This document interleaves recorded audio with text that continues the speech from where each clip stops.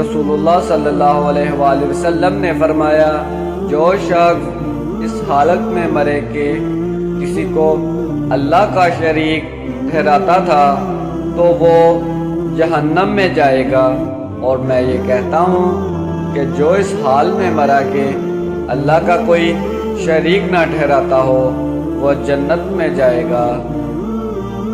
حضرت ابو سعید رضی اللہ عنہ کہتے ہیں کہ رسول کریم صلی اللہ علیہ وآلہ وسلم سے پوچھا گیا کہ کون سا بندہ بہتر ہے اور کون قیامت کے دن اللہ تعالیٰ کے نزدیک بلند تر درجے کا مالک ہے۔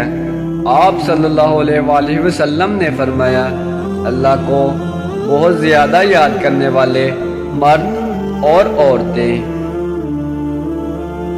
رسول اللہ صلی اللہ علیہ وآلہ وسلم نے فرمایا، جس شخص نے علم کے بغیر فتویٰ دیا تو اس کا گناہ اسے فتویٰ دینے والے پر ہے، اور جس شخص نے اپنے مسلمان بھائی کو کسی معاملے میں مشورہ دیا حالانکہ وہ جانتا ہے کہ بھلائی و بہتری اس کے علاوہ کسی دوسری صورت میں ہے تو اس نے اس سے خیانت کی۔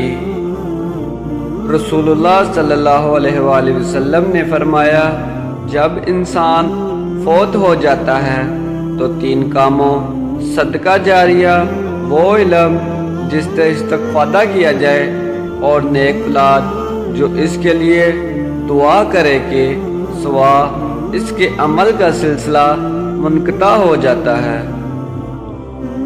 رسول اللہ صلی اللہ علیہ وآلہ وسلم نے فرمایا، مومن کا زیور وہاں تک ہوگا جہاں تک اس کے وضو کا پانی پہنچتا ہے۔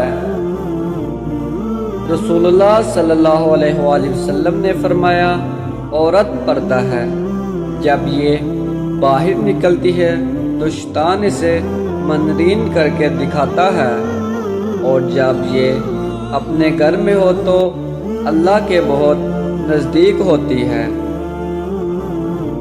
جب قیامت کا دن ہوگا تو اللہ ہر مسلمان کو ایک یہودی اور ایک عیسائی دے گا اور فرمائے گا، اس کے بدلے میں جہنم کی آگ سے تیری آزادی ہے۔ حضرت محمد صلی اللہ علیہ وآلہ وسلم نے فرمایا، روز قیامت جن کے پاس ولایت علی نہیں ہوگی اسے کوئی سوال کیے بغیر جہنم میں دھکیلا جائے گا۔ رسول اللہ صلی اللہ علیہ وآلہ وسلم نے ارشاد فرمایا، اپنے مردوں کی اچھی باتیں بیان کرو اور برائی سے زبان بند رکھا کرو۔ یا رسول اللہ صلی اللہ علیہ وآلہ وسلم، ان دونوں میں سے کون افضل ہے؟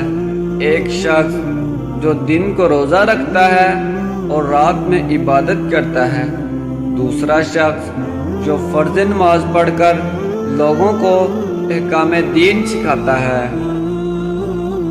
رسول اللہ صلی اللہ علیہ وآلہ وسلم نے ارشاد فرمایا، مساکین کو وہ کھانا مت کھلاؤ جس کو تم خود نہیں کھاتے۔